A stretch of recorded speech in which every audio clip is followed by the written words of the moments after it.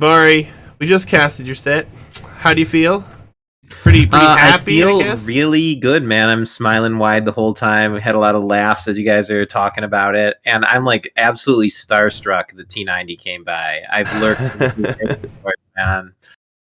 He's like also about the same age as me, and I remember I had just like moved across the country for a new job and was living in a hotel watching his stream when he announced that he was going full-time streamer.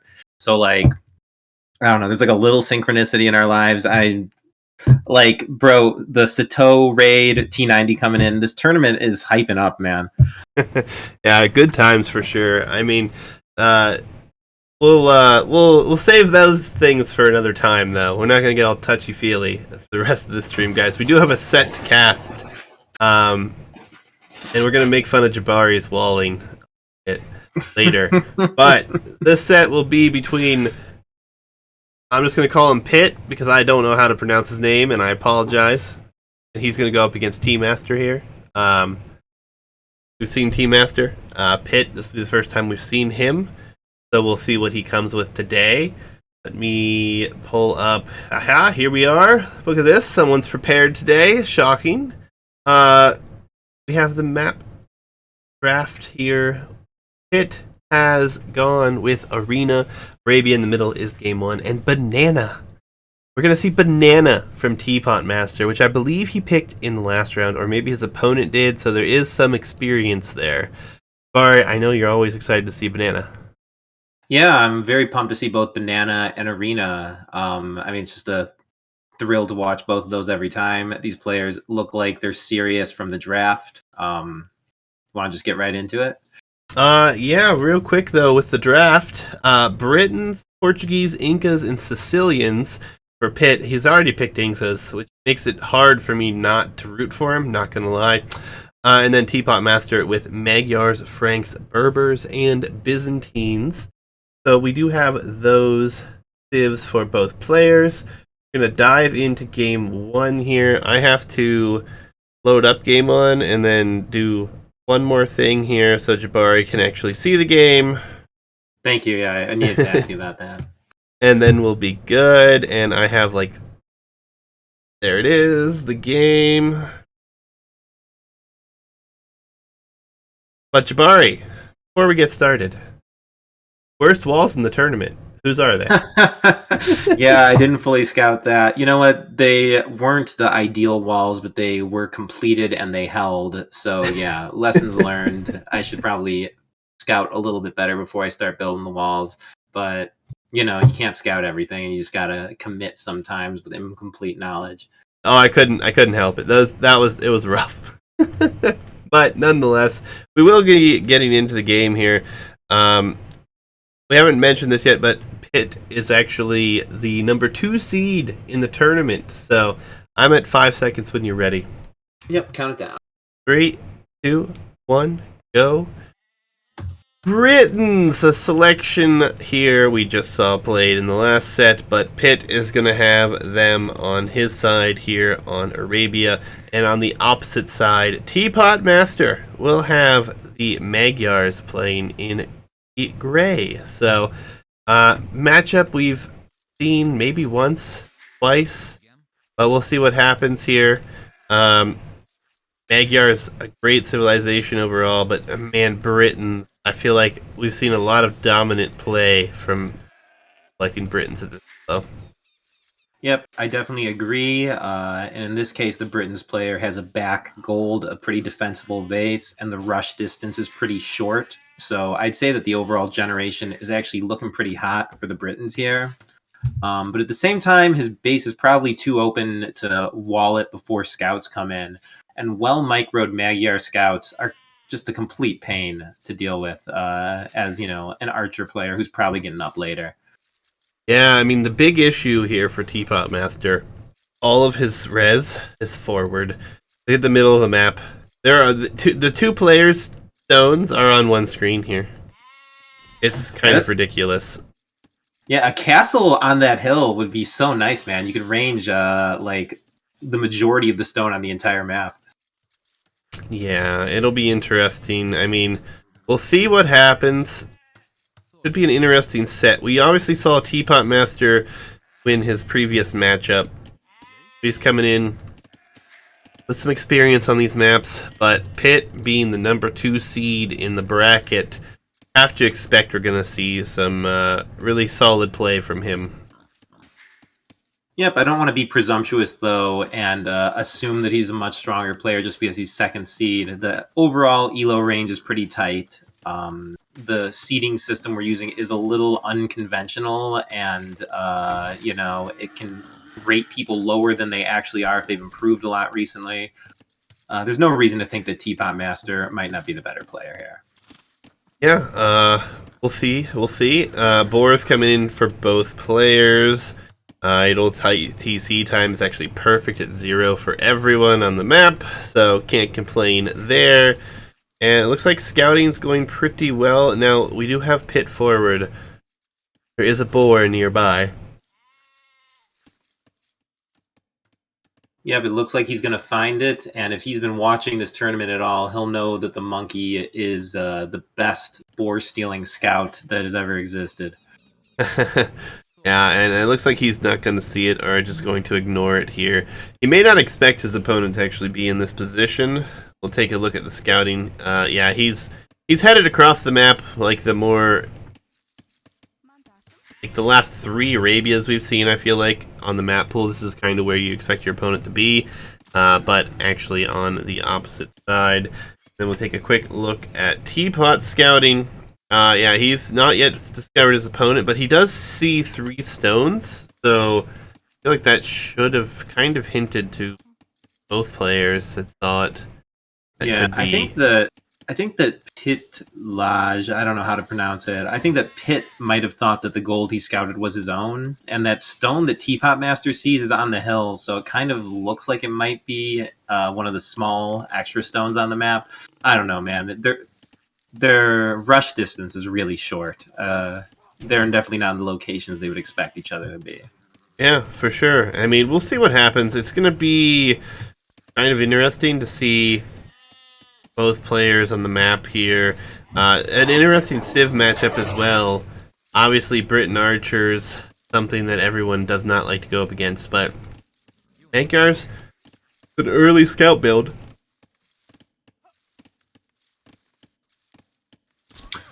Excuse me. Sorry. With an early scout build, could try to get in and do some damage, and you actually have... Oh, this is going to be a mill. I think this may be intended to be a mill, actually, for Pitt. Oh, God. That's going to be bad if he doesn't notice. Okay, he notices. Alright, well, it actually was meant to be a lumber camp. He just placed it a little poorly there. But it will be what looks to be 21 pop up against the 20 pop build. The monkey for Teapot is forward. He has finally found his opponent. And he's shocked to see him try to kill something on this wood line. Maybe would have gotten away with it, but ultimately, Jabari was very aggressive in the last set with his monkey. Yeah, I mean, it's stronger than a usual scout. I normally try to go for Vil picks with the scout, so, even more so with the monkey. I think that as we go up, into the higher levels of this bracket, and especially in the open division, people are going to be killing a lot of Vils with the monkey, probably getting loom early, probably being careful about it because, yeah, man, it just beats a loomed Vil straight up. It can 2v1 unloomed Vils. It's incredibly strong. Yeah, and it's going to be very interesting to see the reaction here because Feudal Age comes in. And these scouts should be no surprise to the Britons player. Given the timing, given the Civ, they're coming. I would expect to see some spears queued immediately, as the monkey is scaring away this entire gold pile, also possibly getting a kill.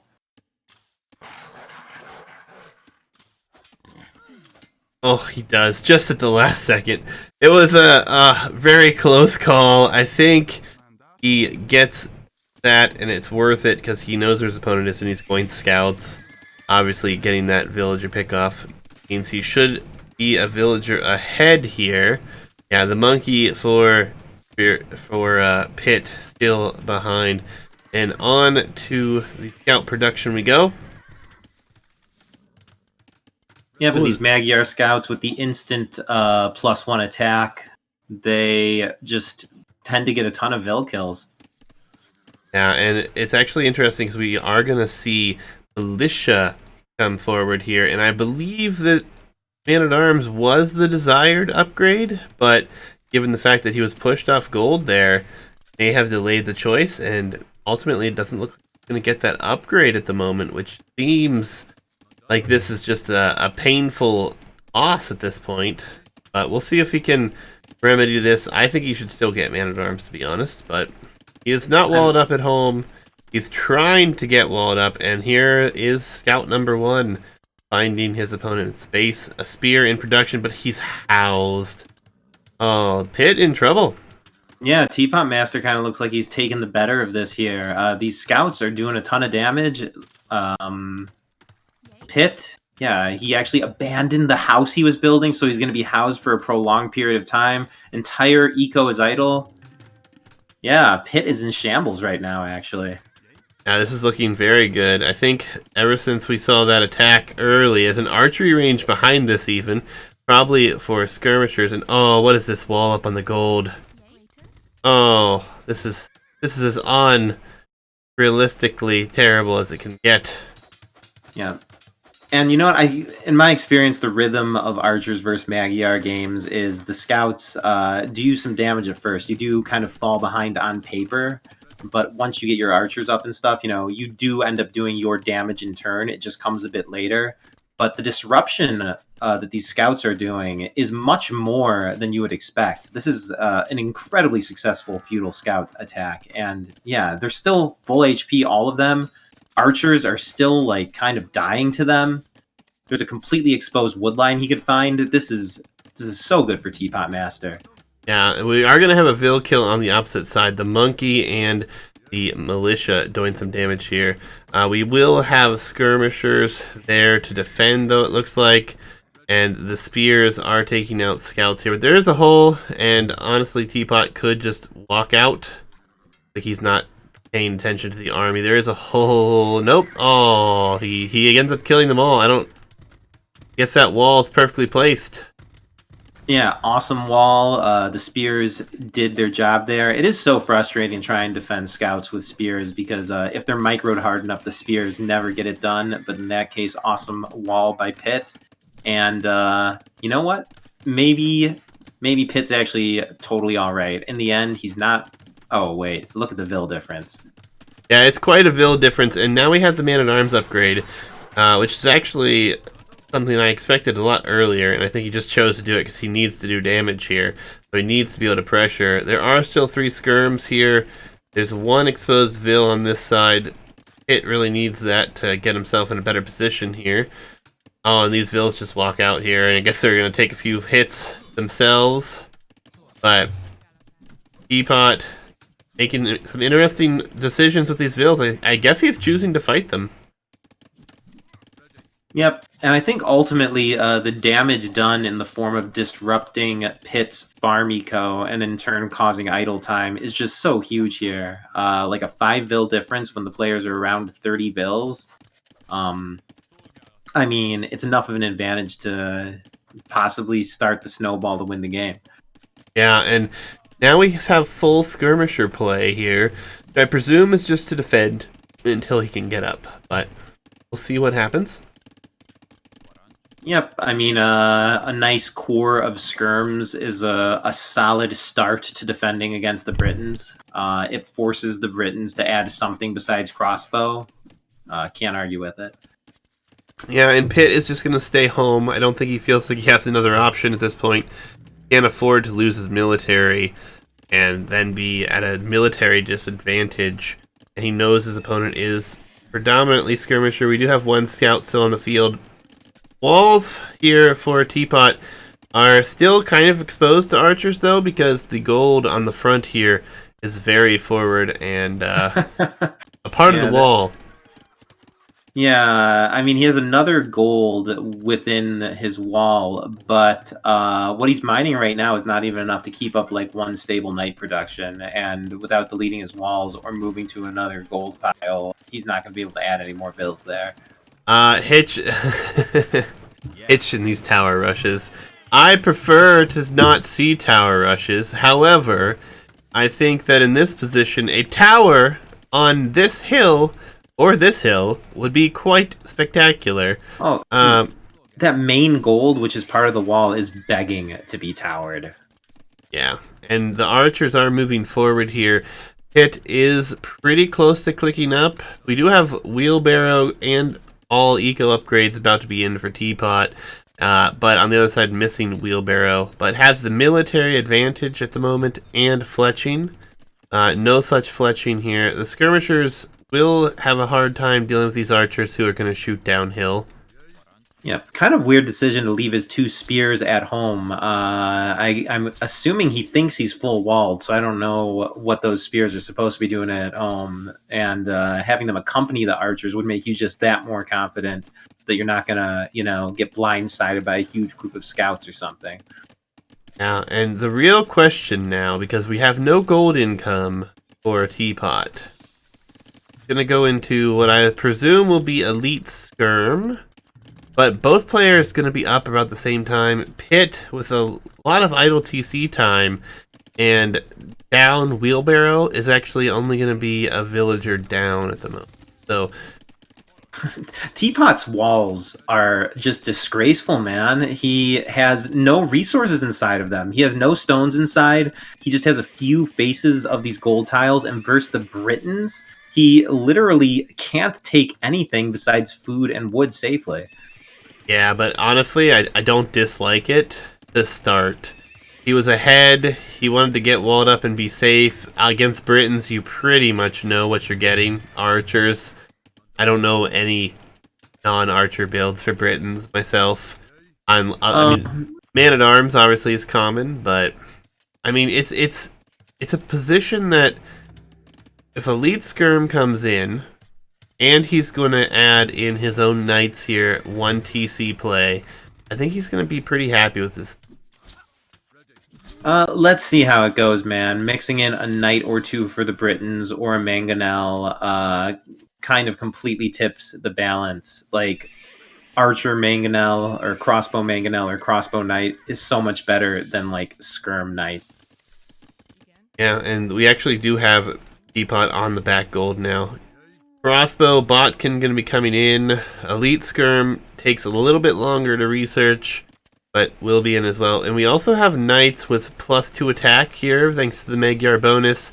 And he already has +1 defense and Bloodlines. So this army, even though it will be crossbow, could be in trouble. Yep, Pitt is just going for that pure Briton crossbow. And you know what? It appears to be actually working momentarily. Teapot went for Bodkin, but not the second armor upgrade. And these numbers, these crossbows should like probably 2-shot, maybe almost 1-shot a skirm with just 1 armor. Yeah, it's not the greatest position. And he's under threat everywhere. There comes +2 for his knights, but he only has a few knights on the field. And these archers are going to find a wood line. And if there's no reaction, a lot of vills are going to die. 2, 3... 3 vills down already. And the villager lead is 3. But for how long? As now we do see the villagers and the military come out here. 2 TC going to be for both players, actually. I don't know how Teapot sustains 2 TCs, knights, and skirms. Well, he just simply doesn't have enough farms at the moment to sustain it all. I guess he'll probably prioritize the TCs and let the knights and skirms slow a bit. Teapot kind of looks like he has the better macro, but Pitt has produced the larger military of the superior units. He's going to break in right now. Yeah, this could be a very devastating move, as there's a lot back here. The blacksmith will go down in time, but that's actually big. He's going to lose vills on it, but I think this is probably the best case scenario here. As now, looking disastrous actually for Pitt. If he loses this army, he's hugely behind. It's being microed pretty well, but the numbers are getting whittled quite a bit. Whittled, and now I think even if the knights go down, the skirmishers will be able to do enough here that this won't be an army for long, and he's actually pathing into the direction of the skirmishers, so yeah. Now it really comes down to the management behind it as far as the boom goes.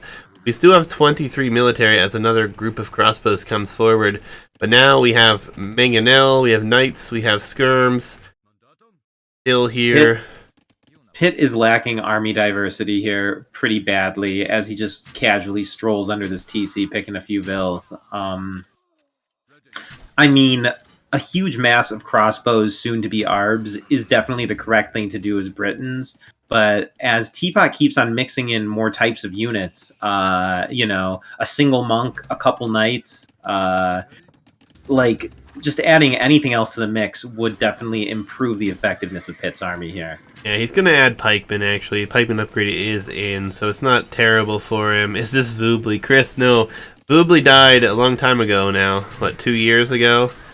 This is on the definitive edition here. Oh, Voobly's not dead. There's some people who would be pissed at you for saying that, I think. I think Voobly is dead. And for all intents and purposes, minus like a handful of people that refuse to move on to the better version of the game, I think it's dead. Oh man, I foresee a possible future, maybe like 30 years out, where DE servers are shut down and all we have again is Voobly. But you know what? The same people who hooked up Voobly would probably actually hook up a modern Voobly to run the DE as well.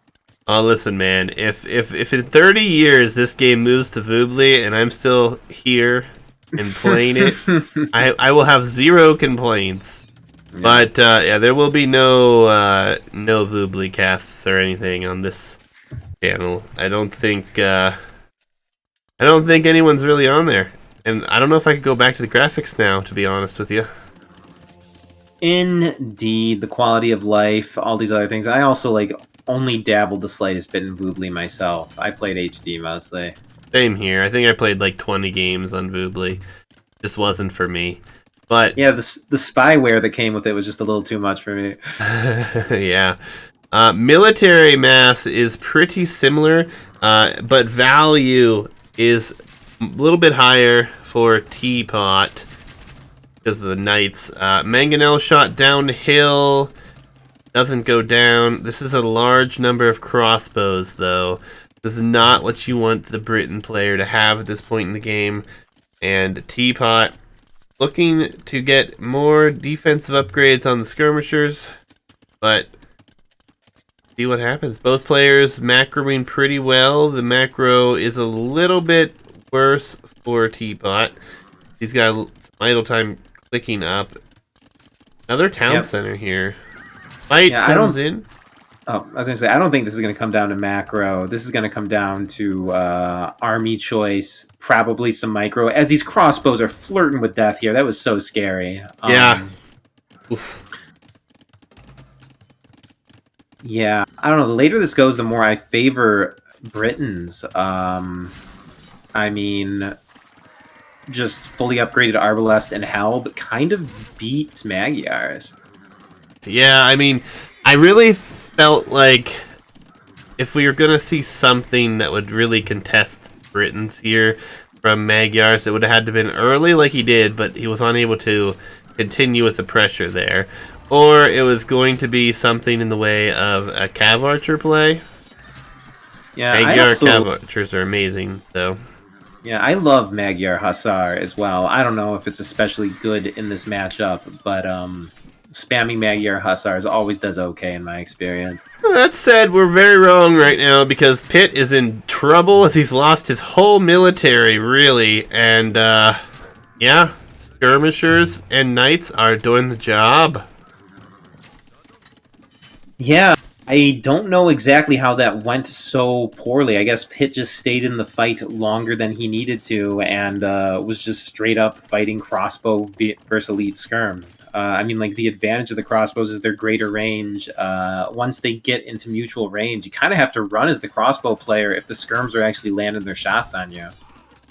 Yeah, and now we will add scorpions, so it'll be scorpions crossbows. Not sure I like that. Yeah. But Teapot and Pitt Still very equal in numbers as far as military and villager. I do like that we're seeing stone collection from Pit, though. Forward on this hill, like we talked about earlier, could be amazing. We are having one Vil go out and actually get onto stone, it looks like, for Teapot. So he is going to start to consider stone collection. Yeah, and Pit, I mean, he's abandoned the help. He's going for a monk and 2 scorpions. He's still not adding anything that deals with skirms at all, man. I keep on saying a few knights or mangonel, trade super effectively against skirms. Right now, Pit is looking like he's dying to skirm, basically. Yeah, I think what we're seeing, though, is he's going to try to go imp for Arb, and he's going to try to get a castle up on this hill, potentially in front of his base, and maybe move out with Trebs, but honestly, Werewolf Trebs could be pretty good here against Skirmisher. I don't know, it's very well matched. I feel like both players are doing some good things. I love that we're seeing Relic Collection come in here from Teapot. He already has 1 relic, as someone pointed out in chat. He's going out for a second, likely to come forward and try to grab this 3rd one. And I like this play with the skirms now from Teapot. I really just am enjoying what Teapot's doing here. He's really trying to change where he's attacking from now. Give himself a little bit of a different angle that I can always appreciate. A lot of mangonels on the field here from Teapot. Yeah, those mangonels, I mean, they might do nothing, and they also might completely end Pit's army in a single blow. It always feels weird to do mangoes versus Britons because they are potentially completely useless, but it does seem like over the course of the game, they always hit 1 or 2 big shots. Yeah, and it's interesting. I mean, the timing of Imperial Age here is going to come in. Honestly, if we stop production, Teapotmaster can be up quickly as well. He does have more on food, so the food income will get there quickly. Gold, he almost has enough as is. The crossbows are kind of sitting under the town center here. I'm not sure, but if these mangonels come shooting, a couple of them may be taken out as casualties. Yeah, Pit has to never look away from his army or it could disappear to a mango, and it's just so huge of Teapot to push Pit off gold or stone before he has enough for a castle. These knights are getting on the crossbows before their upgrades come in. Ooh, Teapot is just denying Pit everything he wants here, man. Yeah, this is well played. I mean, even though this is a bad trade, these knights would die very quickly to the crossbows anyways, once they became arbalests, so diving in to take out numbers is huge, and honestly, saving the skirm numbers, not bad. Imperial Age now clicked behind this for Teapot. Honestly, I love that fight. For sure, man. He took out a ton of what are now arbalests. He's idled like most of the farm eco. He's almost taken down a TC. He's denied the stone that Pit needs for a castle. That fight did so much. Sure, he sacrificed his army a bit, but he probably reads that he has a slight eco lead, and I mean, he's at a tech disadvantage. Pushing the Imperial player back into their base so they're not hitting you at home is huge. Yeah, the only issue now is this weird time window where we have a chance for these arbalests to do a lot of damage, and we don't have a defensive castle yet. Knights here will probably go down. Honestly, it's a rough time to take any fight, and this is where the only gold is that Pit can pressure at the moment, that Teapot's definitely going to need here. We do have some ranges coming up on the side, so more knight production is what we're going to go for. Farm numbers as well. But what can he do with these arbalests in this time frame? Honestly, without siege out, very little, honestly. Yeah, honestly, I think he's playing into a position where he's fine and he's saved himself. He's going to add a TC behind this. He almost has enough for a castle. But until then, he's just getting whatever he can value out of this, and he's doing a good job, but yeah, if he just takes like the correct spot of map control with these arbs and drops the castle there, I think that he can actually win the game. I see both players are looking to drop a castle now. Ooh, Teapot's going at the bottom of that hill. It's okay, it ranges the stones, but it doesn't protect most of his base. It doesn't deny Pit an excellent forward castle if he wants it. I'm just going to wait and see where Pit drops is. Yeah, plate barding armor on its way in. Cavalier upgrade is not, and really we need Cavalier upgrade as well. Forward as can be, Castle. I don't know. I don't know about this. I mean, you know, it ranges a TC and 2 gold piles. I'm not going to complain about it. Yeah, and the reaction, there's no reaction. I mean, oof. Pitt's in a good position if he can do this. This means no gold for Teapot. So his gold standing army and his 78 gold in the bank is all that he has. And it's going to go up. He's definitely not taking this fight.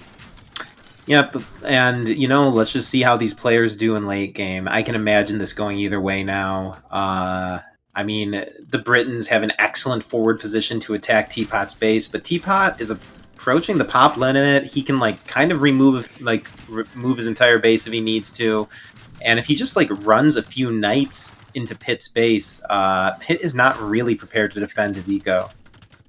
Yeah, I mean, the Knights are soon to be Cavalier, and there are 21 of them on the field. But now we have a huge military mass of 61 Arbalests. Oh, and another castle. Alright, this is going to be impossible to push if this goes up. 2 castles on the hill, blocking both gold piles. There's 0 gold income soon behind this for Teapotmaster. Looks like he actually found the gold in the center, so the neutral gold will help him out.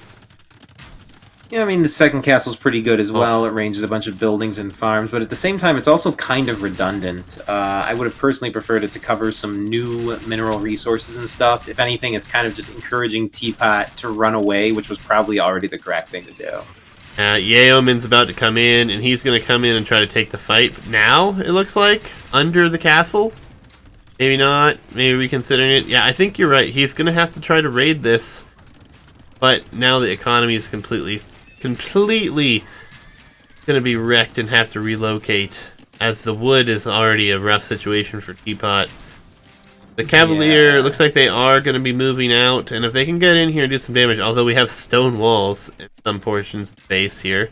He walled out like 30 vills, though, man. It's a serious case of some of you may die, but that's a sacrifice I'm willing to make. As, yeah, the walls come down, a bunch of vills tasked to dig their own graves here. Yeah, and I think this is a nice spot, but now the Arbs are going to come deal with this, because now guess who's trapped in here? These are... kill these calves. This is definitely GG.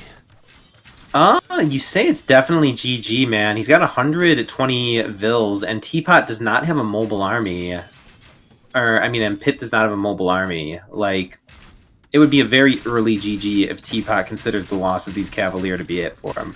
And he's going to run with them. He's going to be able to get his own trebs out. He's going into more, what I assume will be skirmisher production. He needs to fix his wood line. He does, and has moved across the map quite nicely. But at the same time, so has Pitt.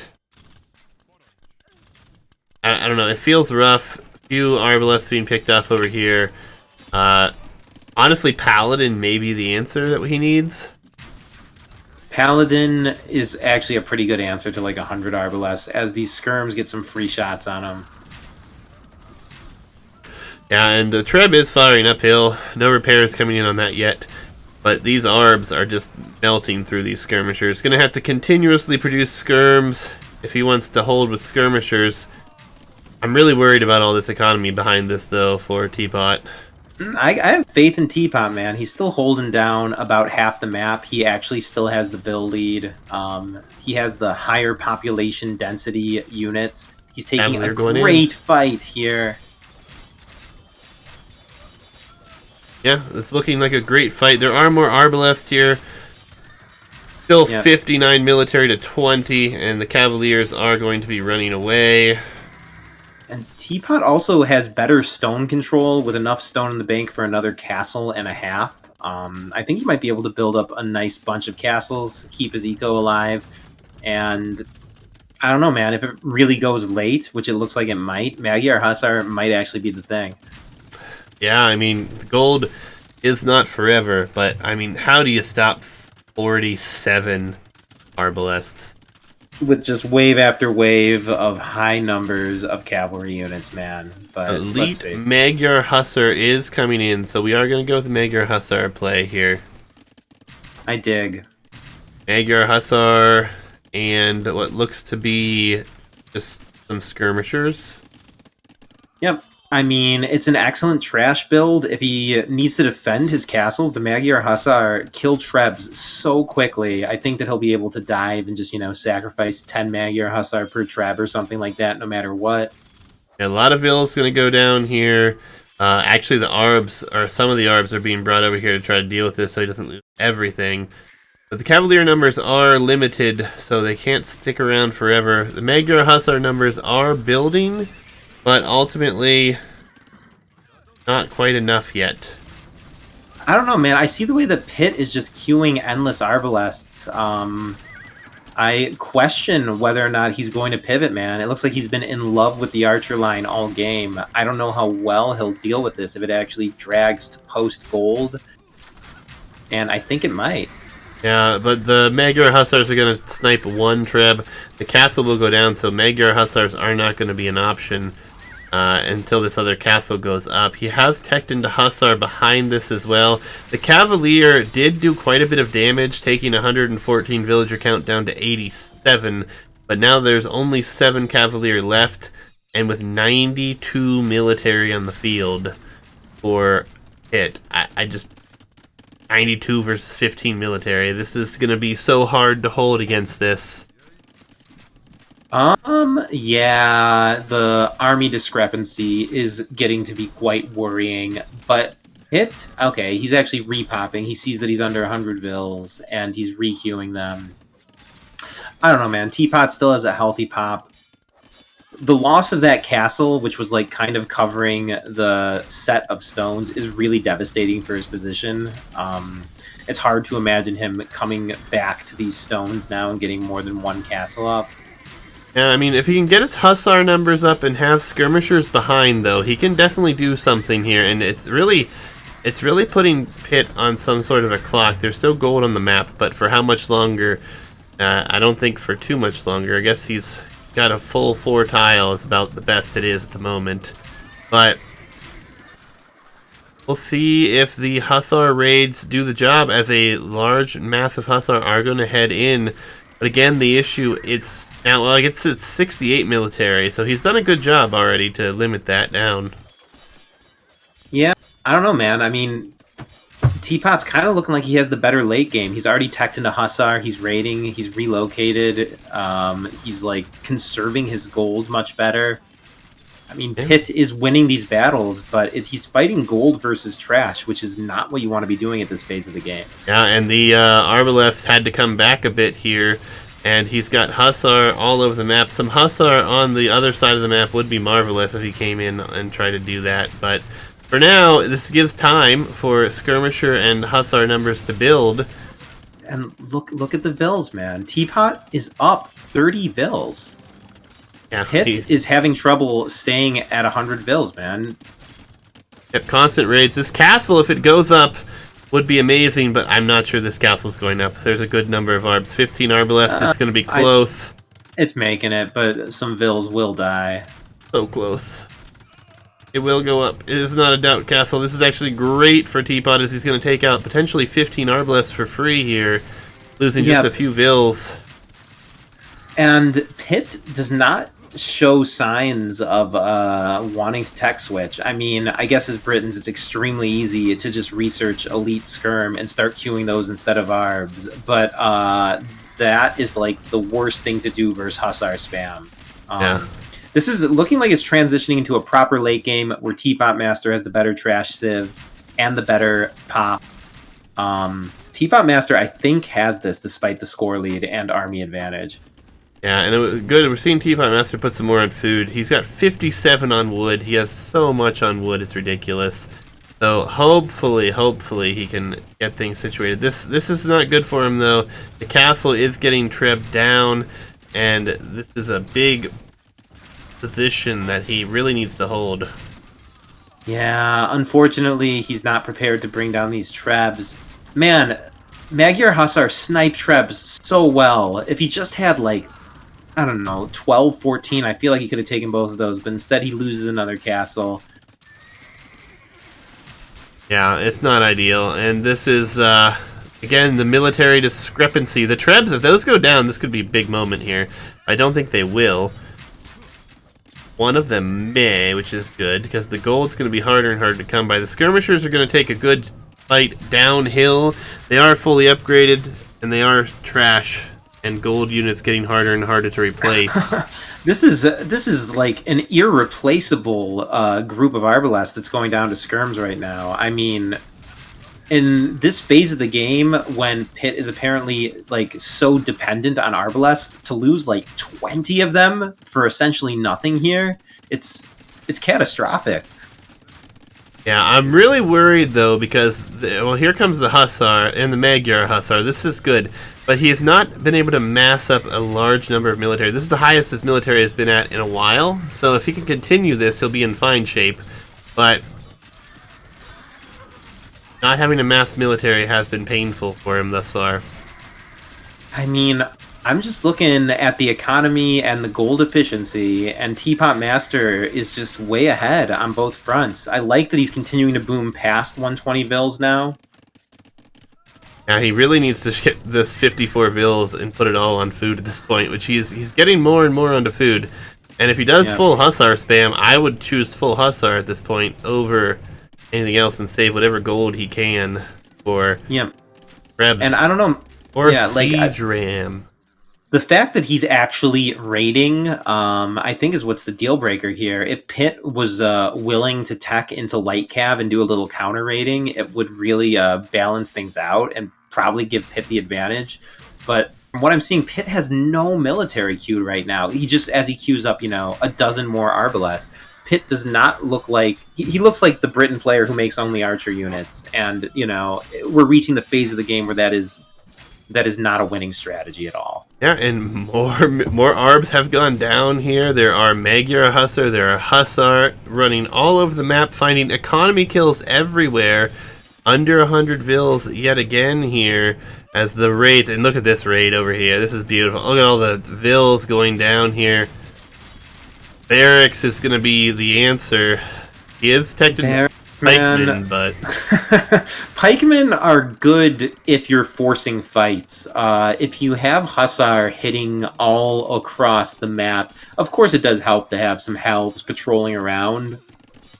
But I mean, Helbs will help to lessen these raids, but it won't counter raid and it won't make the raid stop. Yeah, but this is big. 78 military now for Teapot, and he's going to take a good trade against these Bills down here and then lose this mass, but it's very replaceable. Magyar Hussar will run, and here come a bunch of siege workshops, but the castle drop is coming. If he can add Ram in here, this is definitely Teapot's game. This castle is desperation, man. Pitt sees the score flip. Pitt is like struggling to stay above 100 pop while Teapot is pop capped. Pitt is hemorrhaging villagers. Teapot has this in the bag now. Yeah, and now we have a nice push over here on the gold and the stones that are left on the center of the map here. Teapot has tons of res in the bank, and he can spam trash all day long. And we're down to 58 Vils for Pitt. He doesn't want to GG this, obviously, because of his position with the 84 military on the field, but how long can he sustain this? Yeah, and man, I think that like good late game doesn't come into play as much in ranked games. I feel like in a lot of ranked games, people in a Teapotmaster's position would have GG'd a long time ago, just because they're not willing to grind it out for an hour like this. Yep. But in a tournament, man, you got to show your late game. Sometimes players make you close it out, and Teapot, is forcing Pitt to try and close it out, and Pitt's showing that he does not know how to match the Magyar late game from Teapot here. Yeah, and again, Arbalest's going down. Gold's going to be ever and ever more limited here. And their skirms are already on the field, so they already counter these halbs. It's just who can keep producing, and 118 Vils is more convincing than 59. Oh man, Look at and the he raids. devastatingly doesn't have enough gold for Helb as he just queues up more Arbalest right now. The fact that he's still committing to Arbalest rather than reserving his gold to tech into the trash units just kind of shows how condemned he is here. And a lot of them are just dying. They're queuing directly into the skirmisher army. Do need to see some more skirms on the field here. But Capped Rams added to the mix will add some siege.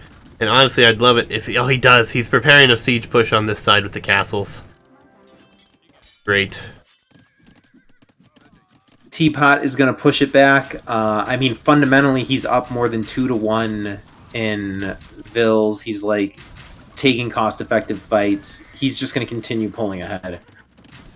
Yeah, and then the raids at home, more Vills going down here. Honestly, taking out the TCs at this point is actually a great move because he won't be able to reproduce them so easily.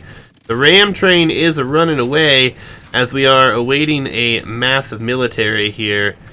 It looks like before we take this big fight. This could be the last fight of the game here with all these ARBs. 41 ARBs on the field, 400 gold in the bank. It's a desperate last stand for sure. A player committed to a gold comp, you know, doing his last hurrah. I mean, he's not even teched into Helb or Elite Skirm or Light Cav. He's literally not teched fully into any of his trash units in a deep post-imp game. He's done. Yeah, I'm impressed, to be honest. I thought this was over a while ago, and this Magyar late game really coming into play here. The Hussar move in to try to kill the Trebs, I guess. Gonna be lost, but again, 37 ARBs is all we have on the field now here. The Rams, unfortunately, I don't think are going to get much done, but on the other side, they will take down this castle, maybe 2 castles. Skirmishers, Hussar everywhere. There's still Hussar in the bank. Ooh, killing the market on purpose even over here. I mean, impressive. That's all I can say at this point. Yep, very impressive late game from Teapotmaster.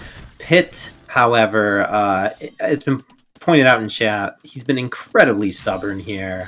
Just in love with the Britain Arbalest.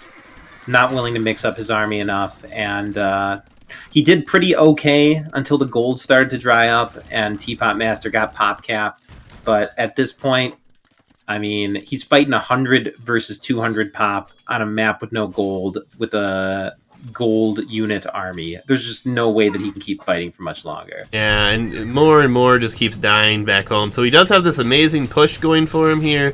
He is killing a lot of Vills, but now the military is just shifting, and there's not any economy going to be behind this for Pitt as he's looking at 62 Vills, and there's enough Hussar here to take out both of these town centers, and if that is the case, there's like another 20 Vills potentially going down. Yep, and look at Teapot's bank, man. As he gets raided, he's just going to surge to over 100 military. And these Arbalest, they look like they're about to get surrounded by a bunch of Hussar. Oh yeah, Hussar and Elite Magyar Hussar, and if that goes down, that is really that's been holding him in this game. They're not able to just get us around, but every single one of these that go down is huge. Not to mention the raids all across the map. Another castle going to be going down. So castles being taken down, TC's been taken down. Big fight isn't much to watch. Just ARBs trying to run for their life. Quite a few of them have gone down here as well. Down to 32 of them. And a lot of low HP units mixed in there. Yeah, and Pitt officially double-digit population. That signals a lot of players that it's time to call GG when you assume your opponent is pop-capped. He probably won't call GG while he still has so many Arbalest, but I would guess as soon as these Arbalest take another big fight, as there's just like gigantic armies of skirms and Hussars which could end them, I think as soon as they take another big fight, it will call GG. Yeah, and now the starting town center is under threat here. There's a castle in the middle of the map here for Teapot now. He's taking down the castles. He's taking down archery ranges. Really, it's just waiting for this army of Arbalest and these 2 Trebs to go down. But 40 something vills. I mean, Pit probably just not happy with his position, trying to hold on and hope here, but I don't know how he would come back in this one at this point. Oh, it is 100% over. There's no coming back. He just needs to accept it. I guess in positions like this, in tournaments, players are just so focused that they're not thinking about the big picture. MVP Ram over here took down the traps. So now it's just this ball of military here. Yeah, I mean, maybe he's thinking that it's possible he's killed so many vills from Teapotmaster that maybe Teapotmaster is weak. And if you look, Teapotmaster's vill count is actually pretty low, but it was high enough for so long that he's got like over 10k total res in the bank. Teapotmaster is not requeuing any more vills. Maybe he's just planning to live on that bank and get to over 100 military. But yeah, I mean, Pitt's population is just low, man. You don't win an extra long post-imp game with this total population. Yeah, and the Rams looks like we're just sent into the old base here. No market now for Pitt as he's looking to build one, probably to get more gold. Try to get himself in a better position. But the Rams are here, the Skirms are here. Looking like this one's coming to an end. Clearly we know it's over, but I mean, Pitt's just waiting for his last 23 Arbalest to get killed. yeah, that seems like a very high possibility here. The Ram train over here, there's a lot of Rams. There's a lot of Vills fighting them, so that may go down. But at the same time, the Arbalests are under threat now. And the Rams probably won't even go down because there's Hussar being sent in. The raids continue. I mean, Pitt is just losing everything at this point. All population. Yeah, honestly, I'm surprised to see it go this long in this bracket. Pitt as the number 2 seed. Yeah, he must be at least like a 1,400 player or something. He must just not have looked at his population for a long time, if I had to guess. I don't know. He was responding to a lot of raids. I think he's probably just frustrated with himself. The economy numbers, and the impressive play from Teapot here in the late game. Game 1 goes to Teapot. What? You watched it. I don't even know what to say after that, guys. That was, That was one for the books right there. That will be moving to Arena as Britons go down to Magyars here. Gonna move into Arena with Portuguese, Incas, and Sicilians available for Pit. Teapotmaster will have Franks, Berbers, and Byzantines. Portuguese versus Byzantines is the most likely matchup here. Spoken from the Arena Clown himself. You move on to Monkey Arena. And yeah, you're sorry. I'm at 5 seconds when you're ready. No, I'm not because I didn't pause. I'm at, oh my goodness, 15 seconds. Game number 2. Going to be Jabari introducing this one to you guys in a minute. All right, count it down. 3, 2, 1. All right, here we are on Monkey Arena. It is the Clown Arena variant where you start with no back walls. The bases are a little bigger and closer. The resources tend to be a little fronter. The relics are a little fairer, and players also have a monkey instead of a scout. This is the home map of Pitt, so I guess we should probably introduce him first. He's going with the Portuguese, a very versatile arena civ. I guess they're kind of famous for their Feitorias. Also, they have the Arquebus technology, which gives ballistics to gunpowder units, which is so huge for bombard cannons in particular. Bombard cannon is, I'd say, undoubtedly the most crucial unit for arena. And that just lets you win bombard cannon micro wars so well. It's so nice. They also have a very full tech tree. Quite a solid arena civ for sure. And on the other side, we have the Byzantines. which are actually probably considered officially a higher tier pick than the Portuguese. They have excellent monks. They have the strongest buildings in the game. They have excellent trash. They're kind of just like incredibly well-rounded. They have the cheaper imp, which is very important on Arena because very often whoever gets to imp first kind of gets to dictate the fights. Definitely both very strong civs. Portuguese is kind of more likely to do some sort of tricky strat, especially coming from the home map picker. So I will favor Pitt here. I'd also like to be rooting for him so that we can see a game 3. But yeah, man, I love Arena. Happy players keep picking it. Yeah, I mean, you've been obsessed with Arena. You're very adamant about having it in the pool. Gonna be fun to watch. I've been enjoying it myself, but haven't played anything. D2 Diablo says, good casting, impressed. Well, thank you, sir. We are try-harding in the casting booth here as best we can for your entertainment. But as far as Arena goes, I'm really surprised we haven't seen a few civilizations that I personally would have expected to see, such as Aztecs. Have we even seen Aztecs on Arena? We have seen Aztecs. I believe Aztecs was played versus Yo-Yo when he actually did the fast imp. I thought that was someone else. Oh no, you're right. It was versus Sox, yeah. Yeah, it was a very quick game. But we haven't seen Malay. Have we? I feel like a couple of like the top tier or considered top tier civs we just haven't seen on Arabia. I mean, I know that like Viper put it as his number 1, but I think that like that is really only at the top level where you can take full advantage of being like 1 minute ahead with different builds. You know, I think that they're like kind of weak in absolute terms, but if you can just get to the same things as your opponent a minute or 2 earlier at the pro level, they can take advantage of it. But like at this level, people will just completely have that advantage dissolve, and they'd prefer a civ with just like an OP unique unit, you know? For sure. I mean, we'll see. As the tournament progresses and the higher levels are included in the next bracket, and in this bracket, we have seen a lot of spectacular play, don't get me wrong. You're still looking at 1,300 to like 1,500 Elo, which is like top, like, what, like 8,000 in the world as far as players are concerned. And more towards the top of that, it's closer to like top 5,000, 4,000. So top 2,000 actually at the highest end. Jeez. The monkey is not a skin. It is a scout. It is just Furious the Monkey Boy, nerfed to all hell and back. But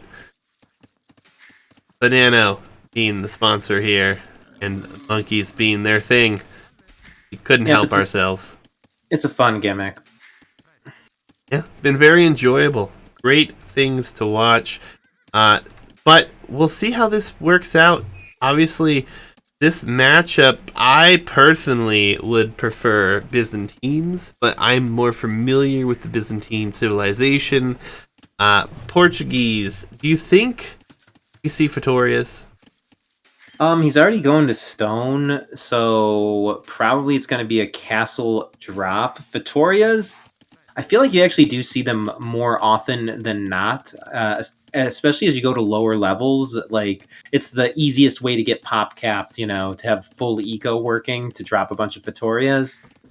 I don't know, man. This commitment to stone, though, almost certainly smells like a castle drop to me. Yeah, I mean, stone in the Dark Age with 3 vills. I don't know what else it could be. Maybe, I guess, towers just doesn't really seem worth it. At this population, there's 0% chance. The only question is whether the castle's coming at home or forwards. Yeah, and on the other side, don't have any of that from Teapot. I don't take him to be much of a clown, so I don't think he's really happy to be playing on Arena at this point, but... And on Clown Arena as well, with the stones tending to be forward, a castle drop could be devastating. If the castle... I mean... A castle drop, especially if followed by additional castles, is really only pushed back by a defensive castle at this level. I highly doubt that Teapotmaster, if he loses his stone, will be able to survive long enough to get to bombard cannons to push it back. Yeah, and I mean, like you said, if it's dropped on the front here, the only stone within the walls for Teapotmaster could very easily be ranged. He has one stone selection over here that is takeable, but outside the walls as well. If a castle comes down controlling that stone, the Byzantine player almost needs to just buy a castle. Yeah, very potential for that.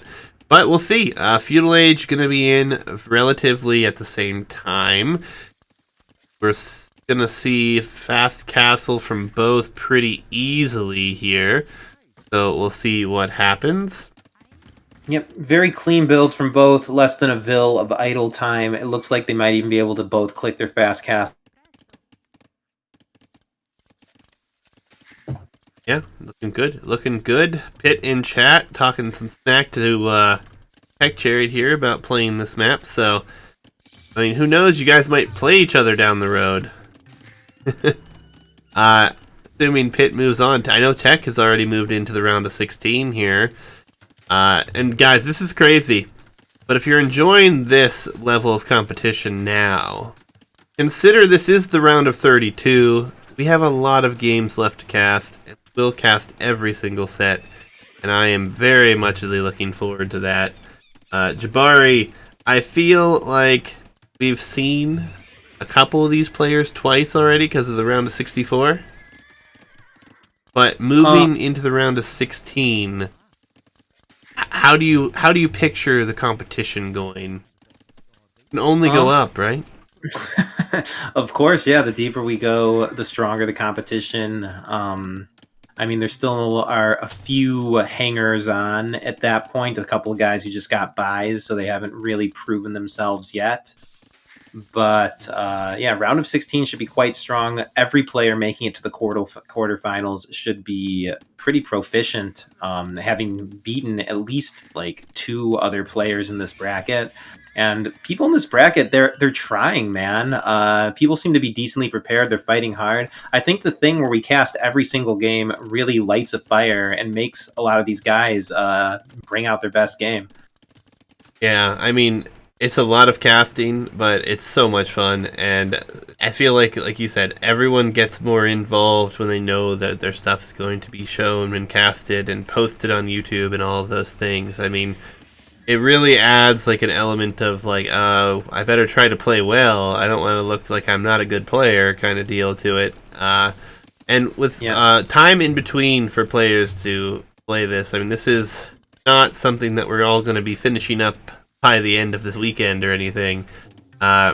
This is going to be very much an interesting haul because give players about a week of time in between every set to prepare potentially new strategies. So like Yo-Yo Dude, we saw him play a very impressive Fast Imperial with Turks. We not necessarily going to see that again, depending on what he has prepared. This castle could go up. It's not as forward as I thought it was going to be, but it's still a forward castle. Yep, I mean, oh, did he just delete it? He's going to reposition it. Yeah, placing it in the dead center of the map is not my style. I mean, I think that it's still technically at the range where the Byzantine player could treb it from within his own walls. Normally when you place a castle in the middle of the map, like, the one thing that's better about this than covering the enemy walls is that it might not be possible to get trebbed safely from the other player's base. But in this case, this might actually... I don't know, man. It's just on the cusp. I'm not going to start counting tiles or anything. Yeah, it's a very interesting position, and we'll see if this works out. As he steps out. He steps out because he couldn't wall or build the castle with all. This is the second Vil. Oh my god, the monk could actually deny this. He did not send enough Vils out for this. It does look like it will still probably go up, but this is tortured, man. And if you lose this castle as Pit going 1 TC versus 3, you're dead. I don't know if this goes up. I don't know if this goes up at all. Well, he'll be building it with 2 Vils after this goes down. Another monk will be coming out, though. If you're Pit, you have to like send more Vils forward now to get this down. It's not going up. This is GG, man. This no, is here series. comes the Vils. Okay. Here come the Vils. Oh, what a mess. This will go up, but it has cost quite a bit. It will be 2 villagers, potentially a third. Yeah, a third because another conversion comes in there. And a lot of time, these villas haven't been working on what they really should have been doing. But I don't know. This is so bad. It's so rough. It's actually acceptable in the end. I mean, Teapotmaster doing the meta thing, going for scouts for map control, got some kills, delayed the castle, started his relic collection. I think even collecting a relic from what would have been in range of that castle. Ultimately, the castle goes up, but it's not controlling anything that's important in mid game. It can't even range the walls to help break in earlier. I don't know, man. It looks like Teapotmaster is going to just build up very strongly behind this, but I absolutely hate that Teapotmaster is not on stone himself. Maybe he just doesn't play enough arena to realize how crucial that is, but like losing control of the region of his base that includes that stone is almost like a loss already. There's just literally no way to defend without your own castle, assuming Pit's going up pretty fast. Yeah, I'm not a fan. Not a fan. And honestly, Portuguese organ guns on this map, it's difficult to defend. I mean, you have to go your own siege for the most part, right? I mean, you need mangonels. Mangonel and heavy cavalry are the only things in my experience that counter organ guns. And Teapotmaster is just booming. He is adding another monastery. Perhaps he wants to go the redemption route. I suppose it's theoretically viable, but I don't really know it to be something that's done. I can actually kind of imagine a mass of monks just going down in a few volleys from the piano cannons before they get their conversions. If it's anything like trying to convert mass janissaries, it just kind of doesn't work. I think he is. Yeah, Redemption's queued. He had a bunch of gold. It's not there anymore. Redemption's queued behind Fever, or Fervor. It is Fervor. Yeah. And we do have the other monastery, so it's going to be coming. He actually is going to research it faster. Now the range on these is only 7. The range on the monks is 9. I actually think he needs to start trying to convert these now to delay this even more. He will have 5 monks. It's gonna be an interesting. There's gonna be five monks. 5 monks. Yeah, I mean the monks need to like come in from different angles and all start individually converting different units. Yeah, as the monks just disappear into their cloaks, man. A couple conversions go in, not enough to stop the mass. This is GG. Yeah, 3 conversions. Not gonna last long. I mean, organ guns are a really difficult unit to counter if you don't have prior knowledge of how to counter them. I respect Teapotmaster coming up with a concept and committing to it. You know, redemption monks in this case, but it has failed. He needs to pivot to mangonels now if he wants any chance. I mean, he does have town centers. He could drop a siege workshop. He is ahead in vills, but barely. More organ guns will be coming in, so I mean, he should be able to afford another round of monks. Might be able to do something with that. Look at the stone for Pit, man. He could, yeah. It's over. GG comes in. Pit just takes it like that. Monks not working out the way he had hoped. I really think he had to start converting them before they broke in, because he could have delayed it for longer, gotten more monks, more techs, whatever. I think monk is a sketchy counter choice, man. I think mangonel is the way to go. Mass knights. I mean, these are just the 2 things which I have seen work before, man. Sure, for sure. A quick game number 2, but good news, we have a game 3 between these 2 now. It will be on the home map of Teapotmaster, which is going to be Banana. Oh boy. Alright guys. I'm gonna load this up. Banana, if you haven't seen this, you're about to be in for a treat. Sorry, I don't know how else to explain it. You got anything better? Well, why don't we get into the map and then I'll introduce it. Alright, sounds good. Give me a second here. Gotta change its color. And we are good I'm at 5 seconds. Count us down when you're ready. 3, 2, 1, let's go.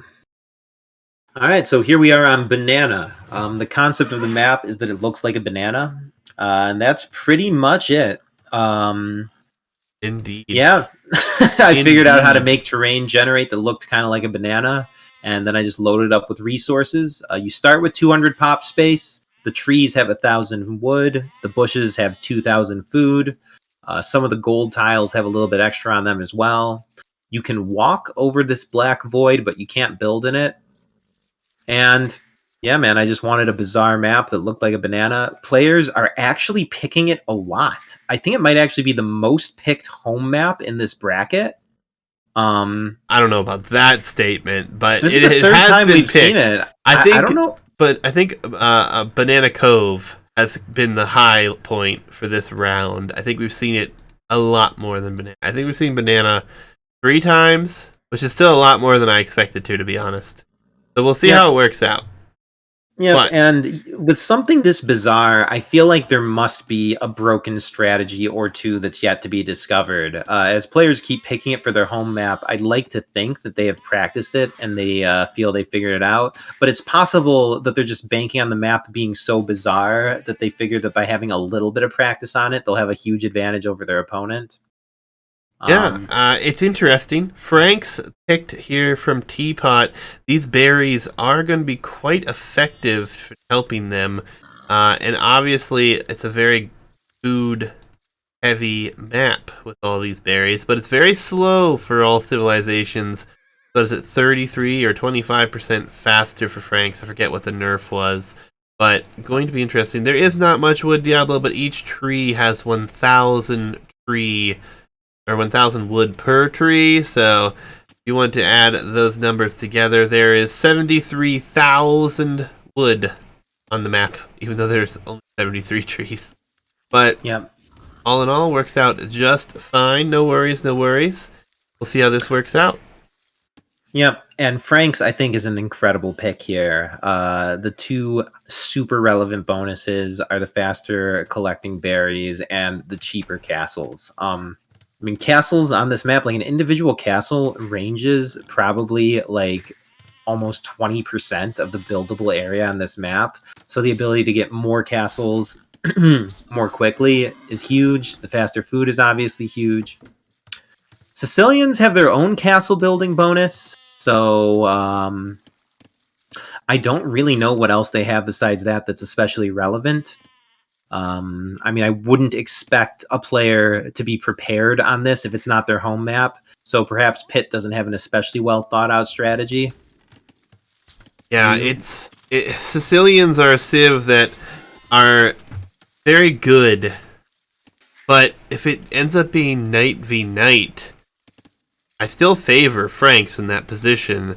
And then if you do end up making the spears as Sicilians, then we have throwing axemen potentially on the map.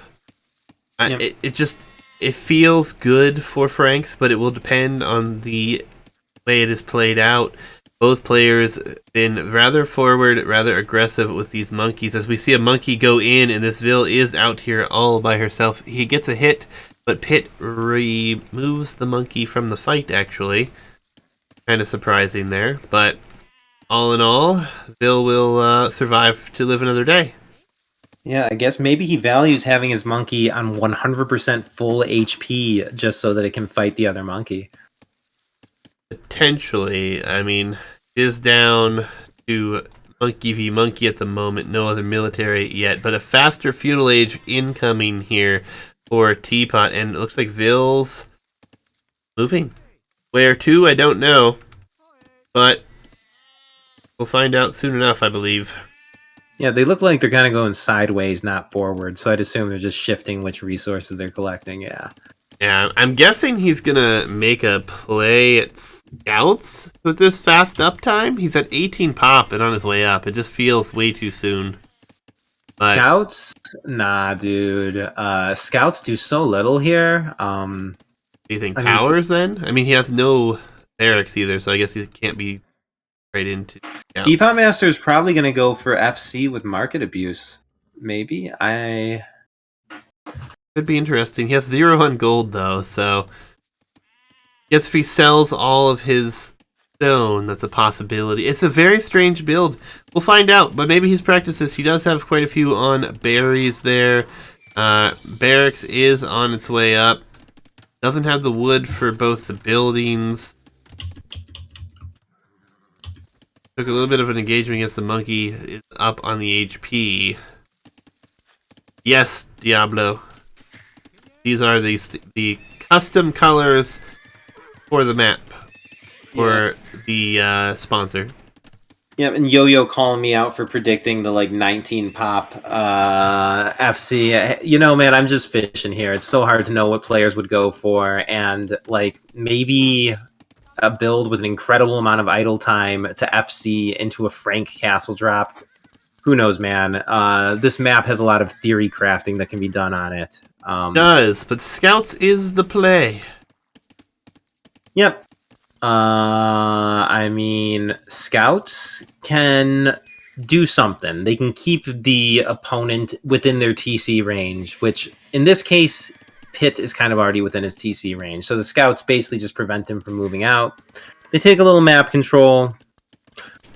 It's probably a bad addition. They seem quite useless. Yeah, I'm not a fan. I mean, just the time that he went up was the only reason I was anticipating that was the situation. I mean, it feels very good for map control, but this is a fast castle behind this here. 26 plus 2, it looks like. Now, if he doesn't have the room to build the buildings, maybe the scout play works out a little bit nicer here, but... And he apparently didn't know about the 200 pop space from the start thing, so he's built a couple houses here. I think if he just deletes some of his buildings and lames some stragglers, he might be able to construct his FC buildings from within range of the TC. Yeah, you did make all these lameable, did you? Right. They are, yeah. Yep. So we'll see what happens, but we'll have room for a blacksmith. Villagers exposed here, gonna idle the TC yet again. I mean, this is some great value for these scouts, to be honest. 3 scouts idling 50+% of this, and there's going to be the blacksmith. So, double blacksmith. Not probably what he wanted to do, but is what we're going to see here. Yeah, I mean, at this level, an attack like this, even if it doesn't kill anything, is pretty good sometimes. I mean, it kind of dictates where the fighting takes place. Maybe gives you some sort of psychological edge. It's definitely keeping Pit from moving out and giving Teapotmaster vision here. The scouts have overperformed compared to what we were saying, man. For sure. Way off. It paid off 1,000,000%. Now we delete the 97% done mark, or blacksmith number 2. Get back a little bit of wood, and we'll drop the market. Now, the uptime over here for Teapot is actually going to be quite good now. And there's so much food. There are 2,044 food on these forage bushes. And I don't want to do math, but you guys can do math. There are 27 forage bushes on the map. It's a very good bonus here. I really wish he was on stone, though. A forward castle at this point, even here in the banana, would be amazing. I mean, as I've kept harping upon, the Frank cheaper castles seems like an amazing bonus on this map. He is transitioning to stone, so he will be going that route. He's getting his upgrades for what will be knights in the next age. I love it. I think it's great. I worry, though, with players. We do have 3 farms for Pit and only 1 for Teapot. We've tested this map, and relying on the berries is not fully reliable food income. It's still a lot slower, even with Franks in the bonus. I mean, he's almost through 1 bush. 1 bush. It will last a long time, but it's slow.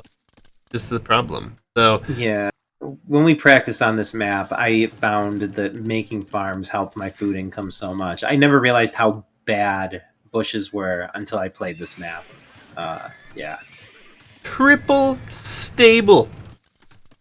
Teapot wants to win this on full aggression in the Castle Age. And there's a good chance there'll be a castle up here for Pit, as he will drop it very close to home, so he will have very limited space here to work with. I really think it should be forward on the gold piles, but worried about map positioning and control. 2 outposts coming down immediately from Teapotmaster. I really am impressed with how people are playing this map. It's just such a difficult thing to adapt to. Teapot choosing this as his home map, obviously ready to play on the map, prepared for it. Yep, as he queues up the triple knights right away. This castle secures a lot of real estate, but enough knights can still do a lot, man. With upgrades, if they want to dive, they can probably pick some bills, do a lot of idling, possibly deny any further forward castles. Putting to Surgeons, though. Has 2 of them already produced. He has no upgrades on them. He does have all of his eco upgrades. I think if we see a very forward castle here from Teapot, it could be putting Pit on a clock here. Yeah, I mean, Pitt did a very good job getting this first castle up. This should be enough to support his eco for the next few minutes, basically up to maybe 50 vills or so. But you need more than like just the 20% of the banana that he has secured here. Teapot has done a much better job expanding out, and the battle line is just going to be so much closer to Pitt's end. As far as like positioning goes, Teapot is way ahead. Yeah, and these knights, they can run under these TCs and hang out for a while. They can idle eco, they can kill vills. It's going to be something we're going to pay attention to, as he's already garrisoned vills, and again, more idle TC time. But +2, he's just going to dive. He's going to dive, and he's just going to try to idle his opponent for a long time. Pitt needs fletching, bodkin, and ballistics here, honestly. These knights would be melting if he had the arrow techs in. Without it, it's basically as if the defensive buildings weren't here. Teapot almost looks like he's winning the game at this moment. Yeah, I mean, a lot of vills, 8 in fact, and a soon-to-be potentially 11 killed by, 7 knights? Yeah. I mean, intuition would tell you that if you have like 3 TCs and a castle on the same screen, that would be secure eco. But with double armor on the knights and no upgrades for the arrows, you're basically defenseless. Yeah, and honestly, how many knights do you need to take down a town center with no fletching? He has 15 of them already. Like, it's a possibility that he's just going to try to dive and take TCs. Yeah, it is a weird dynamic with this map, where at the very start of the game, your original TC is the safest place in the world, but then as the game progresses, it feels like that's a vulnerable point, as we see, these other 2 TCs covered by the castle, but that first TC looking almost indefensible if the knights want to run through the void and start hitting it. Yeah, and Teapot has shown he's not afraid to do that. T-Bomber in chat, speaking for the first time, this map looks different than the other ones I play. Yes, it does. Monastery Edition, he's going to actually heal up his injured units, potentially. There are no relics on this map. Yeah, and Pitt, with this strong commitment to no military, nor upgrades for his defensive buildings, is just going to fall into worse and worse shape. He's not going to be able to increase his population. He's done. It's too late to pike switch or anything. Maybe some emergency monks could scare the knights away. I don't know. Losing a TC to knight is like, kind of a sign that the game is over. Yeah, pretty brutal. Genometer in chat saying, so what exactly are the settings? Can only see exposed area, but units can move over the dark area. So maybe you can explain the dark void. Sure. So what we're seeing now is with the fog of war removed. The terrain is called black. It's really not meant to be used as part of a map, but the map scripting allows you to add it, and we thought it looked cool. So here it is. You can't build on it. Units can path over it. It appears to have some other weird properties. I guess like the developers don't test with this terrain, like the unit's path oddly over it. But yeah, it's black void terrain. Yeah, it's awkward. It's awkward. It's not my favorite thing in the world, but you know what? It's provided us with an interesting situation, and this map, it's proving to becoming a very interesting one. I think much better than our previous version. I'm actually really happy with this one compared to that one now. Monk here healing up almost what will be 500 HP, and yes, there are repairs that were coming in on that town center. And oh, castle be castle here, but this castle should never go up, even though it is Sicilians, as long as it goes noticed. And it does immediately. Yeah, this needs to be canceled for sure. And monks are there. This castle needs to be deleted. Yeah, it's deleted. Pikeman is coming in now. But again, this town center should go down now, and there are 15 vills in it. And again, more idle time. Castle will do some damage, but Vill's losses at this point are huge. This TC could easily be gone, and the res slowly, even though there's a lot of it here, will slowly be depleted. I think you try to go up to the next stage as Teapot in this position. Teapot probably has a lot of paths to victory here. He has like a strong eco lead. He has a strong map position lead. He has a tremendous army advantage. Teapot would have a hard time throwing this. What I wonder is how Pitt can possibly pull this back. And I'm thinking he needs like somehow a miracle fast imp with some monks or something. I mean, how do you come back against 30 knights? Yeah, that's why I think imp is the goal here for Teapot at this point. Get imp, get trebs. Do that, or get yourself siege workshop and start getting rams. I mean, he needs to prioritize getting up to treb this back now, I think. He's got the advantage. He should clearly know that based on everything he's done. I love this fact. He keeps healing up these knights. It's a beautiful play. But we'll see. I mean, Pitt's not dead. He's still in this. He's down by quite a few vills. But he does have 2 castles, 2 town centers, and the res on this map, we keep kind of ignoring how much is still here for him. Like, I'm saying on a clock, but he's really not on a clock. There's enough res here for the next 40 minutes in game. Like, it does look like the wood is actually running out for him. But yeah, Teapot's kind of given him some space to breathe. There was a moment there where Pitt had no military. And yeah, Teapot plausibly could have dove and killed all the TCs, maybe even surrounded the castle and killed that too. But by pulling back, he's letting Pitt actually get into a military of counter units. Now he has multiple castles, so if Teapot gets imp first and starts pushing, it's going to be that much harder to actually break through. Pitt is not looking anywhere near as dire as he was a little while ago, as Teapot might be trying to do what we suggested a while ago and diving for the original TC, but with the introduction of the pikemen, it won't be quite as good for him, though he should be able to mop up the pikemen and still take her down.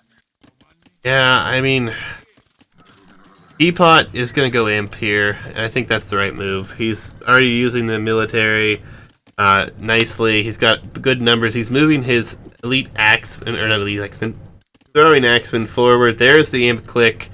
But Teapot going to be up a little bit faster, but not faster at this point, as the throwing axemen do dive in, and that will make quick work of those spears. And now, again, the idleness, as the gold is the problem now. Oh boy, man, I think that it just like is so difficult for players to process this void terrain. Like, I feel like on some level you're feeling like you're kind of walled in and these vills are safe, but seeing the units just walk through the void like that, you realize that it's just a completely open side of his base. He was just continuing collecting resources there, while like so many knights and axemen were just a few tiles away. Yeah, this is a horrible raid. He's losing like a third of his total eco space, a lot of vills with it, and suddenly Teapot has a 2-to-1 vill lead. Yeah, and Imp now is not going to buy anything for Pit as he has no resources in the bank here. And any Trebs that come out, honestly, there's enough Knights that will probably be turned into Cavalier that are just going to be able to dive. 34 Knights in the field, 7 Throwing Axemen, 3 Monks. I mean, yes, there's castles and there's... it's just... Permanent Monarch, this is banana! I love everyone. Who made this map? Well, Pit, Jabari made this map. Yep, the only map I've ever made, and, you know... Mad Men. Serving its purpose in this tournament, as, Teapotmaster has been harassing all game. Meanwhile, he's been fully untouched. I think Imp should seal this. Pit probably won't call GG because it's been such a long and hard-fought series. But Castle Age versus Imp with half the population, only a fifth of the military population, and it's only pikemen. He's just waiting to get killed. No Treb. Treb's skewed behind Conscription. Conscription is not even necessary, so this is actually buying time for Pit to do something else, but I don't know what he's going to do, honestly. With Imp coming in, he can't afford much. Can't even afford Halb. And these are soon going to be fully upgraded Cavalier. Monk's going to go down for free here. And there will be Trebs. And Pit can't afford Trebs. Yep, and I'm sure Teapot, he's seen everything Pit has. He's seen the dynamics of the game where he's just been constantly punching without taking any damage himself. He sees the score. Teapot knows he's got a tremendous lead, and he was playing it cautious for the longest time. I guess now that he's got Cavalier, he just figures it's time to dive. Probably rightfully assesses that he can take a ton of damage to his army and still be in the better position. It's time for him to end this. Yeah, and he really hasn't lost anything. I don't even know if he lost a single Cavalier in that exchange, to be honest with you. It doesn't look like it. And here he is back healing it up again. So, Trebs, more Trebs though. So, this will slow the push. So, Pit is doing the right thing. He's targeting the Treb. The repairs are going to come in though, and he may be able to keep it up. Yeah, I think the Sicilian's faster building castle bonus also might translate to, faster repairs. I do need to fact check that. But without, even the castle age arrow upgrade, nonetheless ballistics, nonetheless chemistry, these castles kind of will just tickle these Cavalier if they decide to dive. I think he should have just dived, honestly. I don't think there's a reason not to. He sees the score. He's got Trebs. He has 46 Cavalier, and he has 90% of his upgrades. I think he may be missing Husbandry, maybe. If anything, that's what he's missing, and that's not even important on this map. Yep, and, it's actually getting, closer in a way the longer he waits. He should just take the fight now. He's in a position to end the game. Why not just do it? Yeah, and he is going to dive, and this will be the end. This castle will go down. There's going to be another castle behind this, but, the pikemen will melt to this. Yeah, Pit calls it GG. Okay, well, it shows pause. But the GG is called, so I'm guessing they just ended the game here. Yep, very hard-fought series. GGs from both. I love the banana pick, and... yeah, big upset, actually. You were saying at the start that Pit is our number 2 seed. Now he's eliminated. Yeah, and I think Teapot's like a 20-something seed. So this is a huge upset. Well played, and amazing. Really excited to see how this continues for him now. Personally, it was a crazy set. Yep, the scoreboard is incorrect, though, at the moment. At the time. My bad. Exciting times. What can I say? So we are gonna switch over to the scoreboard, or not the scoreboard. The bracket, so we can update it here in a minute. But Teapot just showed the strength of Franks in this map, and I feel like we're gonna see Franks a lot more in the future. Yeah, I think it was Kados who suggested the possibility of a Cuman feudal ram rush potentially being very strong here. That's true. Yep, it's also possible that a douche is very strong here. If anybody wants to grind this map, I bet they could discover some broken strategies. For sure. But before we go update this situation on the bracket, guys, if you guys don't want spoilers, everything's being uploaded to this YouTube channel. It will all be there, minus the 2 sets this evening, and maybe one more set that's getting uploaded tomorrow morning. But if you want to catch up and you don't want any spoilers, now would be the time to go off into distance. But we're going to update it now. It is here. Spoilers are in. Let's see here. Teapot was actually ranked 34. Takes down the number 2 seed. Crazy. Well played, though, Teapot. Pit, I hope you enjoyed. Sorry, things didn't work out how you wanted to, but congratulations, Teapot. And thank you guys for participating. Been a lot of fun. We have a lot of games left, guys. A lot of games left. And like I said, this is only the round of 32. We do have another bracket after this. Thank you, Hitch. There's the Google Doc. It is an open bracket. Anyone of any elo can sign up. That doc has all the information in it. How was the seeding done? Tech Chariot actually has a program that we got permission to use. I may not have used it 100% as he desired, but I did use his statistics, and it is seeded with those. Yeah, it takes into account like past history. I'm not sure how far it goes back, but a player who has been at 1300 for a long time and just recently surged to 1500 would be seated as if they were like 1350 or something, whereas somebody who's just chilled at 1400 the whole time, would of course be seated as if they were 1400. Yeah, but I mean the whole of the field here is only separated by like 150 points, basically. Maybe a couple out here in the few matchups we had in the round of 64, were a little bit lower than that. But I mean, ultimately, as we progress through, the most part, you would see the higher seeds winning. But there are cases, obviously, like you just said, where someone who would be of a lower seed overall, but then shot up recently, would be underestimated potential. Tech ran it with a 300 elo. But there is a prize. There's a very considerable prize. Presently, the first place prize will be almost 10,000 Banano, which is around 200 USD at this point. But I am going to petition the Banano folks to pump that up. And I think they can make a pretty persuasive case that by funding this first ever meme coin sponsored esports tournament, it would be excellent press for the Banano project. And it should be at least like 200 USD for first place. But I'm dreaming that we can still get enough of a prize pool to make it an S tier tournament. And honestly, man, seeing the viewer numbers and like the little things that keep happening, like T90 dropping by the chat today, gives me a lot of hope that this hype train might go all the way. Yeah, I mean, we'll see how high we can get it.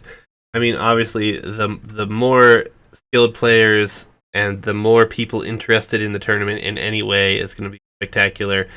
But honestly, just what we've had thus far has been so encouraging. That people stopping by, big numbers of raids coming in. It's been a lot of fun. It's a lot of casting, but casting from Rex kind of gives us that nice position because we can cast everything, and players who normally couldn't play on a weekend just play every set on a weekend. They have a week to complete their games. So really appreciate you guys for participating, hanging out. I know there's a lot of names in chat right now I don't even recognize some of you because you guys are new, which is awesome. So I think that's going to do it for tonight, though. We do have another set, but I don't think we're going to be casting that today. I agree that we should probably wait because it's late. We haven't shown the hype video all bracket. Can we maybe run it once? We got a lot of new people here. Sure. Let's give me a... I have to do something.